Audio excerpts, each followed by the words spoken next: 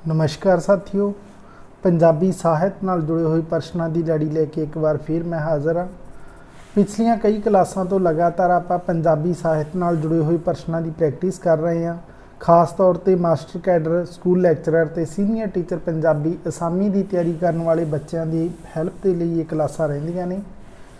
हुण तक आप 1200 तो वध प्रश्न इस सीरीज़ के अंदर देख चुके हैं तो तकरीबन यह 1500 के नेड़ तेड़ आप प्रश्नों की प्रैक्टिस है जी करनी है।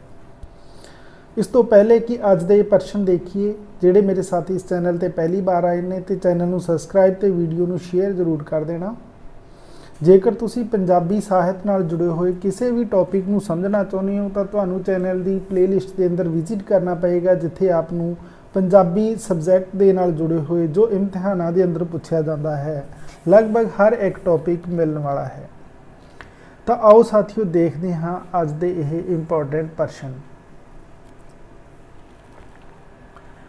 आपां पिछलियां क्लासां के अंदर जो प्रश्न देखे सी वो 540 नंबर तक सन।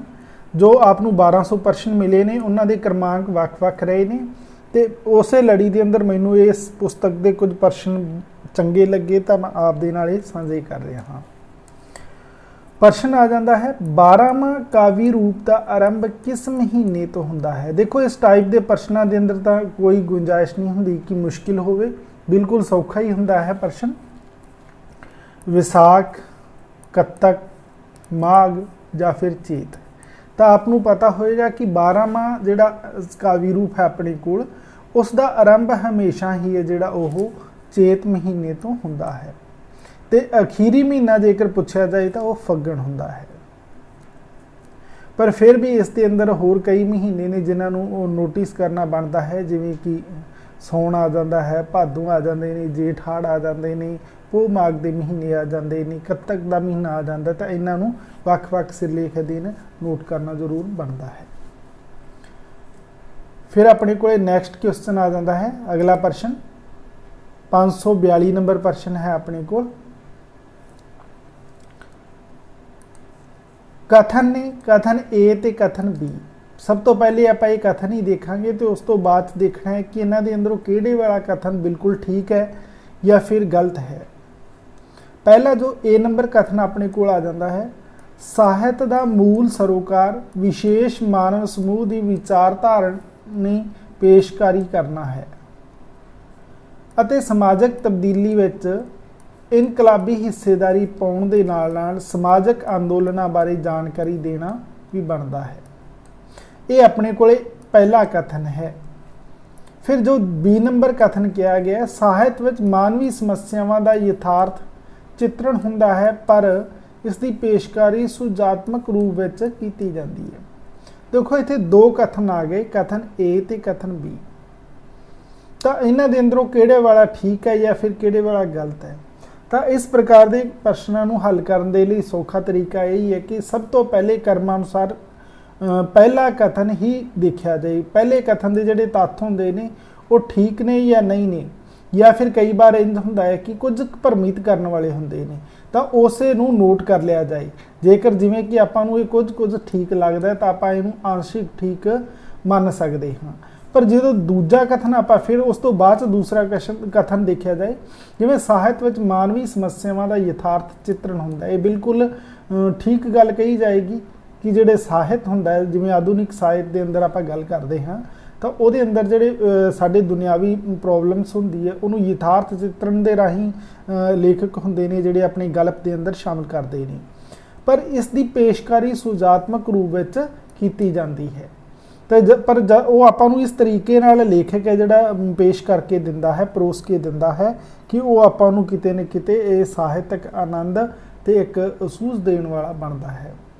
तो इस हिसाब नाल पहला जिथे आपां नूं कुछ ठीक ठीक लग रहा है तो दूसरा बिल्कुल ठीक कथन नज़र आ रहा है, तो इस टाइप का जिहड़ा आंसर अपने कोल रहेगा तो वो आ जाएगा। ए है जिहड़ा वो आंशिक ठीक है, पर बी है जिहड़ा वो पूर्ण ठीक है। बी नंबर आड़ा नंबर ऑप्शन है जिहड़ा राइट आंसर हो जाएगा। तो यही इस प्रश्नों को हल करने का ठीक ढुकवां तरीका हो सकता है। फिर उस तो बाद नैक्सट क्वेश्चन आ जाता है अपने को प्रश्न नंबर 543 रहिंदा है। इस दे अंदर की है अपने कोल सूची बनाई गई है, सूची ए ते सूची बी, यानी दो सूचियां दित्तियां गईयां ने। एक सूची दे अंदर लेखकां दे नाम ने ते दूसरी दे अंदर उन्हां दीयां जिहड़ियां किरतां ने, प्रकाशन ने, उन्हां दे नाम ने। इन्हां नूं आपां मिलान करना है, मिलान इत्थे कीता होया है। इस प्रकार के प्रश्नों नूं अपनी नोटबुक के उपर जरूर नोट कर लिया करो।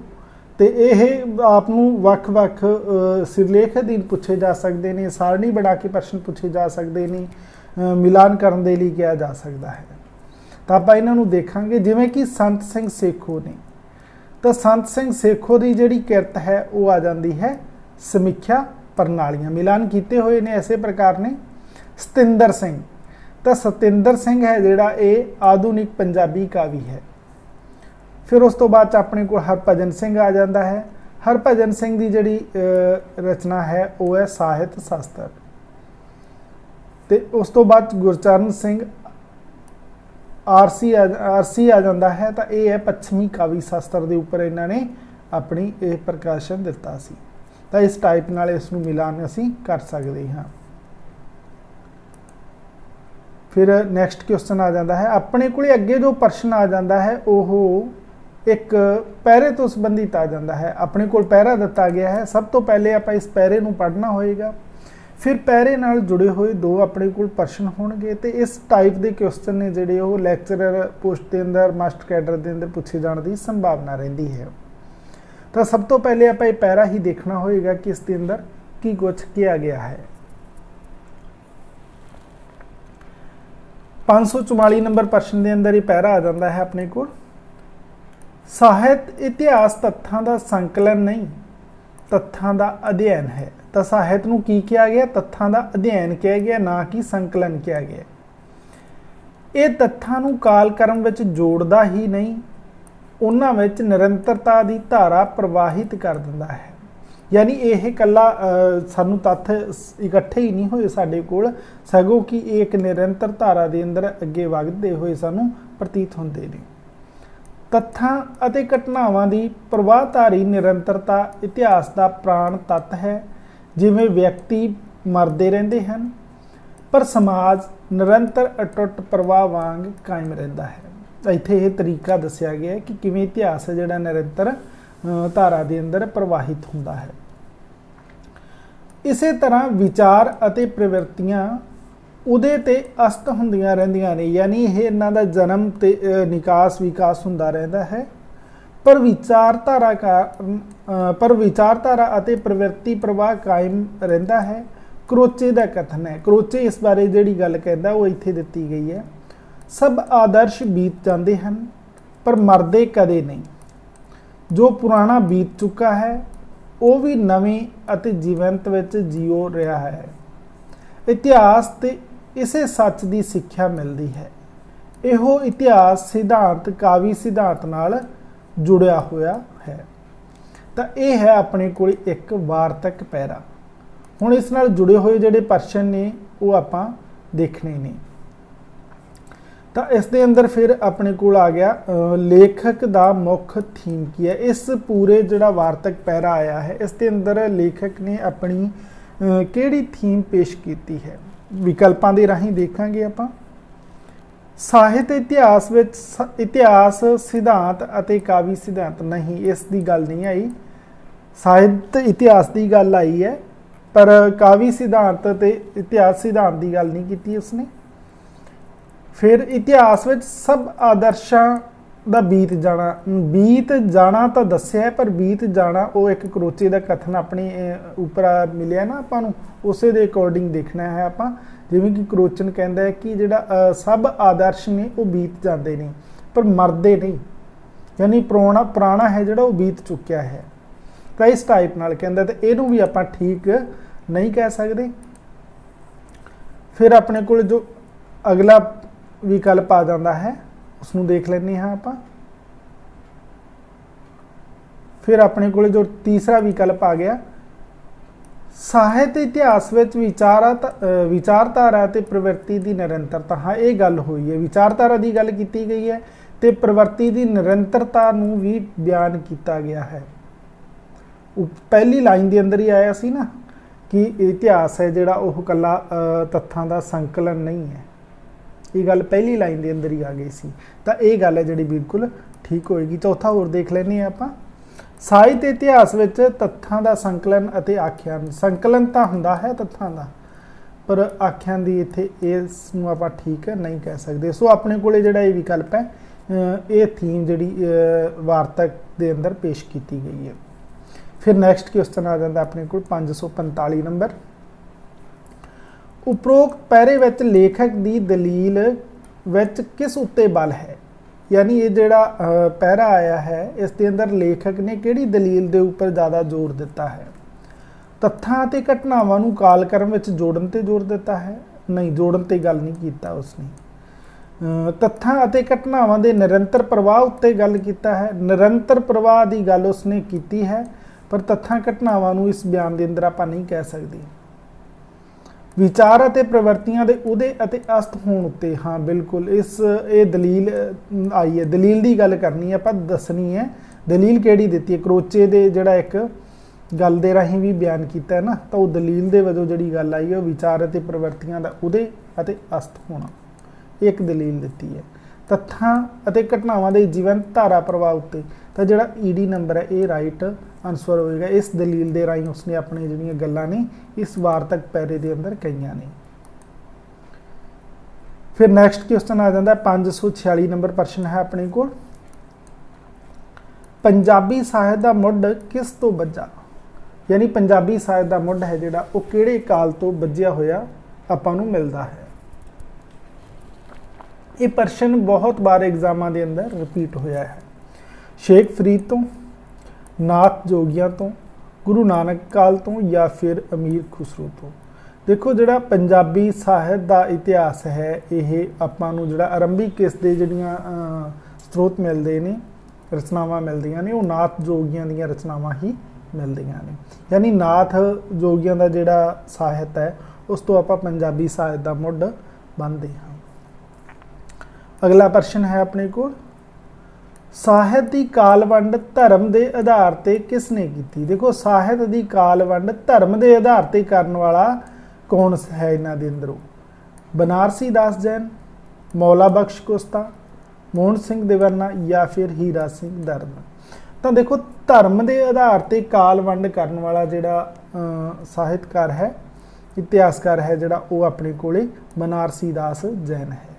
बनारसी दास जैन ने धर्म के आधार पर साहित्य की काल वंड की है, यानी धर्म के अकॉर्डिंग जिहड़ा काल है उसनूं वंडिया है साहित्य की काल में। फिर नैक्सट क्वेश्चन अपने को अगला प्रश्न आ जाता है 548 नंबर है प्रश्न, साहित्य इतिहास लेखन का मुख्य सरोकार है। साहित्य इतिहास के लेखन का मुख्य सरोकार इन्हां दे अंदरों किहड़ा है। साहित्य के स्रोतों की निशानदेही, साहित्य इतिहासक तत्थां की निशानदेही, साहित्यक पाठां की काल कर्मकता की निशानदेही, या फिर दुर्लभ साहित्यक लेखतां की निशानदेही। साहित्य इतिहास लेखन का जिहड़ा मुख्य सरोकार है वो है साहित्यक पाठां की काल कर्मकता की निशानदेही है जिहड़ी वो साहित्य इतिहास लेखन का मुख्य सरोकार किया जाएगा। फिर नैक्सट क्वेश्चन 549 नंबर आ जाता है अपने को, साहित्य की काल वंड का सही आधार है। साहित्य की काल वंड का सही आधार इन्हां चों किहड़ा है। साहित्यक रूप, साहित्यक शैली, साहित्यक सूझ, या फिर साहित्यक प्रवृत्ति। तो साहित्य की काल वंड का जिहड़ा सही जिहड़ा आधार है वो आपां साहित्यक प्रवृत्ति नूं ही कहांगे। फिर नैक्सट क्वेश्चन है अपने को 550 नंबर प्रश्न आ जाता है।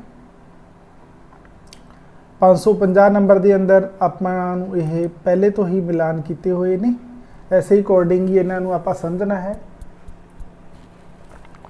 एक सूची के अंदर पुस्तकां ने ते दूसरे के अंदर इन्हां दे लेखक ने।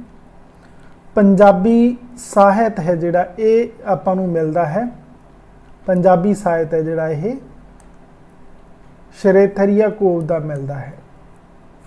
बंबीहा बोल है जिहड़ी ये बाबा बुद्ध सिंह दी है। बंबीहा बोल ये एग्जाम के अंदर कई बार पूछी गई है। बाबा बुद्ध सिंह दा बंबीहा बोल कई बार आपां नूं ਪੁੱਛਿਆ ਗਿਆ। फिर उस तो बाद पंजाबी ਸਾਹਿਤ ਦਾ स्रोत मूलक इतिहास, ये भी एग्जाम के अंदर कई बार पूछा गया। यह रतन सिंह जग्गी है। पंजाबी ਸਾਹਿਤ ਦਾ स्रोत मूलक इतिहास लिखण वाले कौन सन? रतन सिंह जग्गी सन। तो चौथा जो आ गया ਸਾਹਿਤ दर्शन, ये तेजा सिंह का है। ਸਾਹਿਤ दर्शन किसका है? ये तेजा सिंह का है। फिर अपने को जो अगला प्रश्न आ जाता है, हेठ लिखिया विचों किहड़ा जुट सही नहीं है। तो इस टाइप के जिहड़े प्रश्न ने तो उन्हां दे अंदर की होएगा, आपां जिहड़ा सही होएगा उन्हां दी प्रैक्टिस भी करनी हुंदी है। तो इत्थे देख लैने हैं आपां इन्हां दे अंदरों किहड़ा है जिहड़ा उसनूं आपां ठीक कहांगे। जो अपने को ठीक आ जाएगा इस दे अंदरों वो आ जाएगा पाश का जो जुझारवादी है जिहड़ा ठीक है। जसबीर सिंह आलूवालिया का जिहड़ा प्रयोगवाद है ये भी बिल्कुल ठीक है। तो इस दे नाल नाल अपने को जिहड़ा दूसरा विकल्प सी वो भी ठीक ही कहा जाएगा। दूसरा विकल्प जो सी अपने को जिस दे अंदर बावा बलवंत का प्रगतिवाद है, ये तीनों ही ठीक ने। तो गलत है जिहड़ा वो रोमांसवाद मनजीत टिवाणा का नहीं किया जाएगा। तो ये सन साथियों अज के कुछ प्रश्न जिन्होंने आप इस क्लास के राही देखा। मैनू आस है कि अज की क्लास आपके लिए लाहेवंद सिद्ध होएगी। फिर भी कमेंट करके जरूर दसना कि अज की क्लास किद्दां लगी, वधिया लगी। लाइक शेयर जरूर कर दिया करो। चैनल पर पहली बार आए हो तो सबसक्राइब करना ना भूलना। इस चैनल के उपर आपको पंजाबी नाल जुड़े हुए बहुत सारे जो टॉपिक ने वो अवेलेबल करवाए हुए हैं। तुसी प्ले लिस्ट के अंदर जाके अपनी प्रैक्टिस कर सकते हो, या फिर आपका कोई भी क्वेश्चन है मैनू मेल या कमेंट राही पूछ सकते हो। मेहनत जारी रखना। मिलते हैं अगली क्लास के अंदर।